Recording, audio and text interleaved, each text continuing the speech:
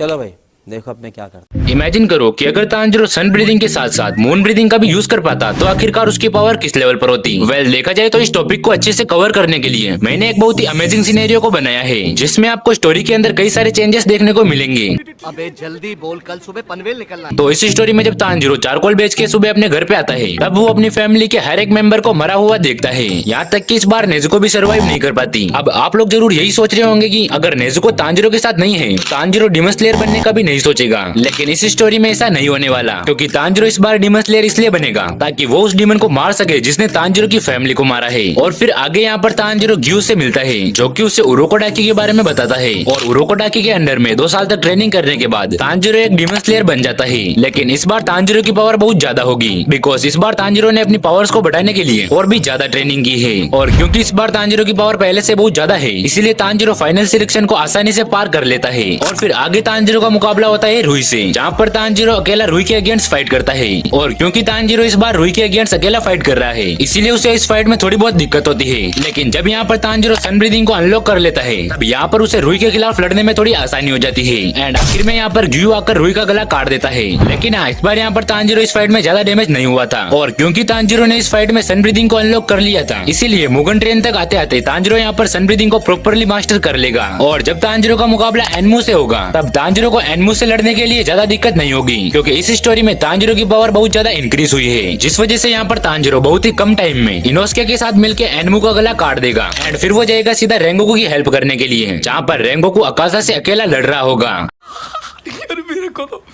मेरे को तो ऐसा धक धक हो रहा है। अब यहाँ पर तांजिरो की हेल्प से रेंगोकू अकाजा को सनलाइट तक रोके रख लेगा, बिकॉज देखा जाए तो रियल स्टोरी में रेंगोकू ने अकाजा को लगभग हरा ही दिया था। और इस स्टोरी में तो रेंगोकू के साथ तांजिरो भी है, तो ऑब्वियसली ये लोग अकाजा को सनलाइट तक रोके रख लेंगे, जिस वजह से यहाँ पर अकाजा मारा जाएगा और साथ ही रेंगोकू सर्वाइव कर जाएगा। अब मुगन ट्रेन के बाद आती है एंटरटेनमेंट डिस्ट्रिक्ट, जहाँ पर अगर मैं सीधा सीधा कहूँ तो तेंगेन और इनोस्के यहाँ पर मारे जाएंगे, क्योंकि भले ही इन लोगों ने दाक्की और ग्योतारो को हरा दिया हो, लेकिन तेंगेन और इनोस्के के अंदर अभी भी ग्योतारो का पॉइजन है। और देखा जाए तो इस पॉइजन का एंटीडोट सिर्फ एक ही कैरेक्टर के पास था, और वो थी नेजुको। और समझ रहे हो? समझ रहे हो?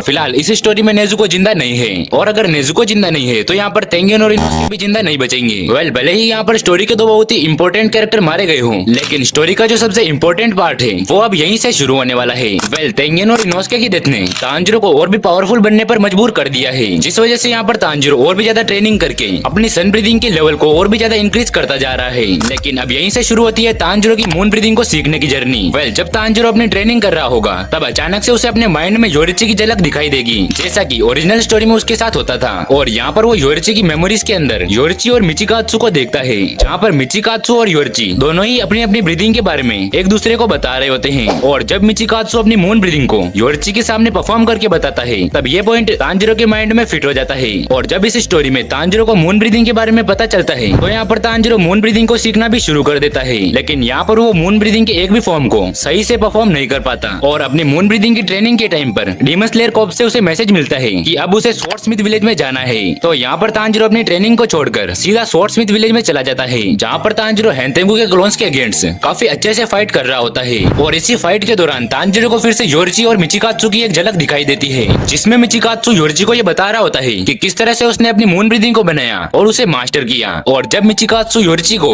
अपनी मून ब्रीदिंग के फर्स्ट फॉर्म को परफॉर्म करके बताता है, तब तांजिरो इस फॉर्म को भी सीख लेता है। और जब तांजिरो इन चारों डिमंस का गला काटने वाला होता है, तब यहाँ पर वो सन एंड मून ब्रीदिंग को कंबाइंड करके एक अलग ही फॉर्म का यूज करता है और उन चारों डिमंस का गला काट देता है। और तांजिरो का ये अटैक इतना ज्यादा डेंजरस था कि ये चारों डिमंस कई देर तक अपने सर को रीजनरेट भी नहीं कर पाते। और इसी चीज का फायदा उठाकर तांजिरो सीधा जाता है हैंतेंगू की रियल बॉडी को ढूंढने। और जोहाकुटेन के अपीयर होने से पहले ही वो यहाँ पर हैंतेंगू की रियल बॉडी का गला काट देता है। लेकिन यहाँ पर तांजिरो काफी ज्यादा वीक हो जाता है, क्योंकि उसने जब 2 ब्रीदिंग को कंबाइंड करके एक नई ब्रीदिंग को बनाया था, तब तांजिरो ने उसमें अपनी बहुत ही ज्यादा पावर का यूज किया था, जिस वजह से हैंतेंगू का गला काटते ही तांजिरो बेहोश हो जाता है। लेकिन यहाँ पर गेन्या और बित्सुरी तांजिरो को सीधा बटरफ्लाई मेंशन में ले जाते हैं, जहाँ पर तांजिरो का इलाज किया जाता है। और कुछ टाइम में जब तांजिरो रिकवर हो जाता है, तब यहाँ पर हाशिरा ट्रेनिंग को शुरू कर दिया जाता है। और तांजिरो हाशिरा ट्रेनिंग के साथ साथ अपनी मून ब्रीदिंग को सीखने की ट्रेनिंग को भी जारी रखता है। एंड आखिरकार तांजिरो मून ब्रीदिंग को भी सीख लेता है।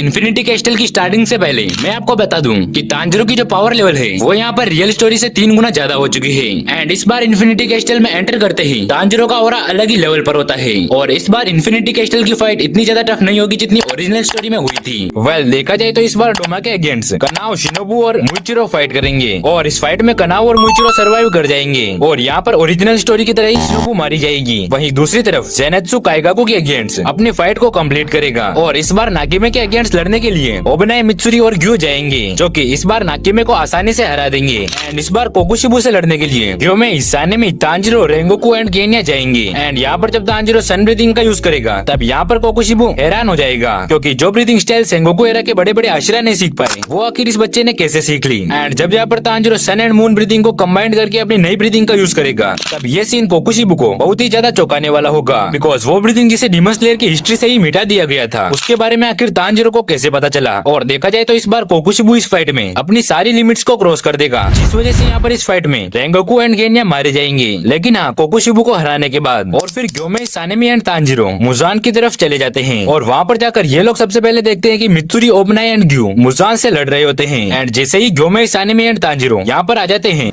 What? Bro, what are you talking about? तो ये सिचुएशन थोड़ी बहुत इजी हो जाती है। एंड इस फाइट को कंटिन्यू करते समय जेनेत्सु, कनाव एंड मुइचिरो भी यहाँ पर आ जाते हैं। एंड आखिरकार ये लोग मुजान को सनराइज तक रोके रख लेते हैं। वेल आपको ये स्टोरी कैसी लगी आप मुझे कमेंट में बताना। और हाँ, एक और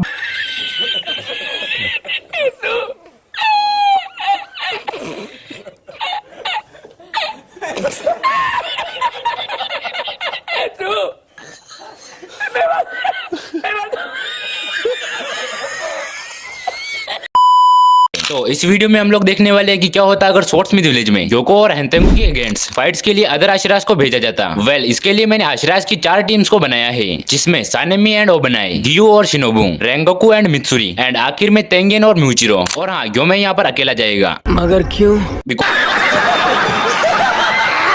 कोस तुम सबसे स्ट्रॉन्ग हो। तो बात करते हैं सबसे पहले फर्स्ट वाली टीम की। तो स्वॉर्ड्समिथ विलेज में 2 अपर मूव्स का हमला हो गया है और इनसे लड़ने के लिए जो फर्स्ट टीम आएगी वो है सानेमी एंड ओबनाई की। तो देखा जाए तो सानेमी ऑलरेडी वहाँ पर है जहाँ पर तांजिरो और नेजुको है और वहाँ पर जैसे ही हेंतेंगू तांजिरो के रूम में एंट्री लेता है तब ये लोग हेंतेंगू को थोड़ा हैरानी से देखते हैं और इसे देखते ही जब सानेमी को पता चलता है कि ये एक डीमन है तो सानेमी बिना कुछ सोचे समझे हेंतेंगू का गला काट देता है। लेकिन फिर ये लोग देखते हैं कि हेंतेंगू के एक एक करके क्लोन्स निकलते जा रहे हैं। अब यहाँ पर हेंतेंगू के जो क्लोन्स होते हैं वो इन तीनों को एक एक करके अपनी डिफरेंट एबिलिटी से डैमेज दे रहे होते हैं और सानेमी भी बिना कुछ सोचे समझे इन डीमंस को काफी बुरी तरीके से डैमेज दे रहा होता है लेकिन इसका कोई भी फायदा नहीं हो रहा होता है। लेकिन तभी यहाँ पर एक डीमन के पीछे से गेन्या आ जाता है और अपनी निचरन शॉटगन से उसका गला उड़ा देता है। लेकिन गेन्या यहाँ पर इनकी हेल्प करने की बजाय एक और डीमन को जिंदा कर देता है। लेकिन जब सानेमी अपनी विंड ब्रीदिंग का यूज करता है तब यहाँ पर इन डीमंस के भी पसीने छूट जाते हैं। दूसरी तरफ योको गाँव के कई सारे लोगों को मार चुका होता है लेकिन तभी यहाँ पर एंट्री होती है इगुरो ओबनाई की जो की यहाँ पर एक बहुत ही अजीब डीमन को फेस करता है और वो डीमन होता है अपर मून फॉर ग्योको। अब ग्योको को देखते ही ओबनाई अपनी सरपेंट ब्रीदिंग से उस पर हमला कर देता है